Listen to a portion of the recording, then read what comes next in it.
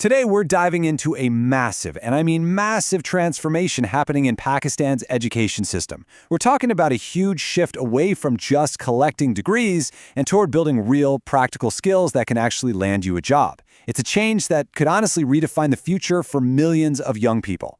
And this one question, this gets right to the heart of the entire problem. Just imagine it. You spend years of your life, your family spends a small fortune on your education, you get that degree, and then you walk into an interview and get hit with that.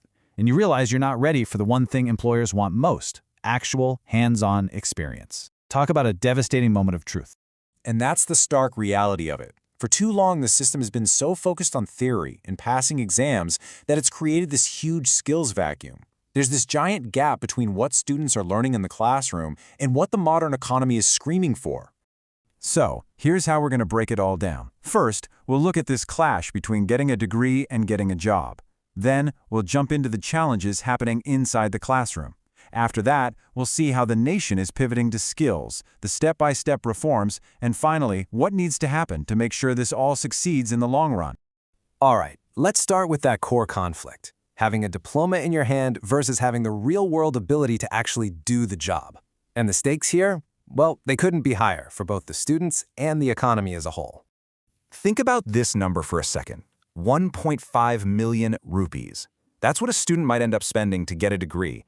That is a massive, massive investment for any family. So for that to lead to a job interview where you're told you're unfit, that's not a personal failure. That is a system failure.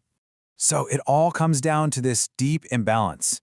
The system has just been built to prioritize theoretical knowledge, memorizing facts, passing tests. But the world and employers right there in Pakistan are desperate for practical, hands-on skills. This fundamental mismatch is exactly why so many bright, talented graduates are finding it so hard to get a foot in the door. So, where does this skills gap really begin?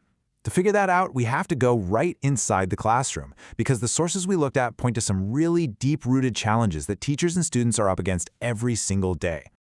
And these hurdles, they're pretty much everywhere. You've got these huge class sizes that make one-on-one attention almost impossible.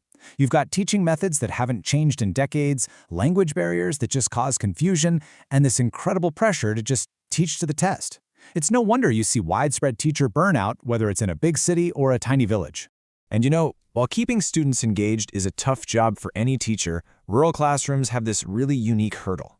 Teachers often have to juggle multiple age groups all in one class. I mean, can you imagine?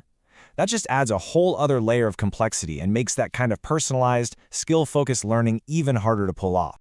Okay, but this is where the story really starts to take a turn. Because in response to all of this, Pakistan is making a huge, intentional, national pivot. The entire strategy is being reoriented away from that old model and toward a new one that puts practical skills front and center. So what even is skills-based education? Well, you can think of it as a total mindset shift. The goal is no longer just about memorizing a textbook to pass a final exam. Nope, it's about giving students tangible, marketable skills that they can actually use to build a career and contribute to the economy, literally from day one. The entire student journey is getting a major rethink. It still starts with the basics, but then, right in middle school, students get their first exposure to vocational skills.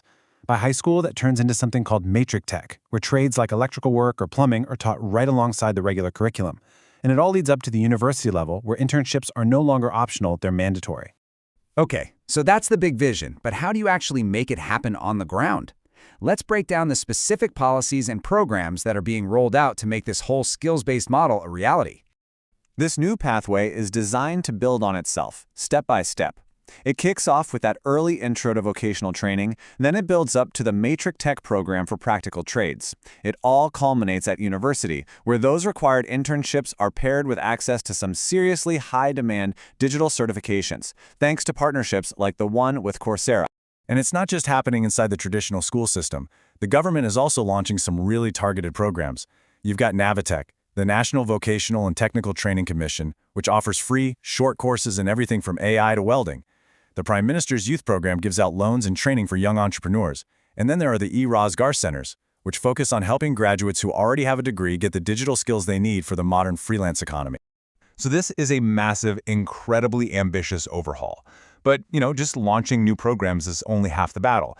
To make sure these reforms actually stick and have a lasting impact, experts are pointing to several critical changes that really need to happen next. First and foremost, let's be real.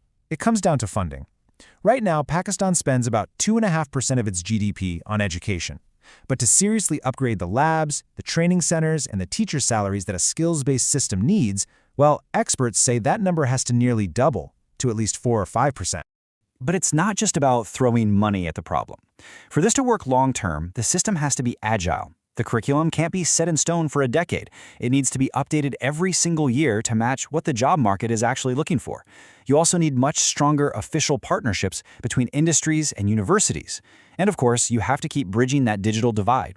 But crucially, it all comes back to supporting the teachers with better training, better pay, and a real focus on their well-being. So, we end with the ultimate question. Pakistan has one of the youngest populations on Earth. That's a huge potential advantage. This shift from degrees to skills is a bold, ambitious strategy designed to finally unlock that potential. If it works, it could not only solve that frustrating interview question for millions of graduates, but it could also fundamentally transform the entire country's economic future. The plan is in motion, and honestly, the stakes could not be higher.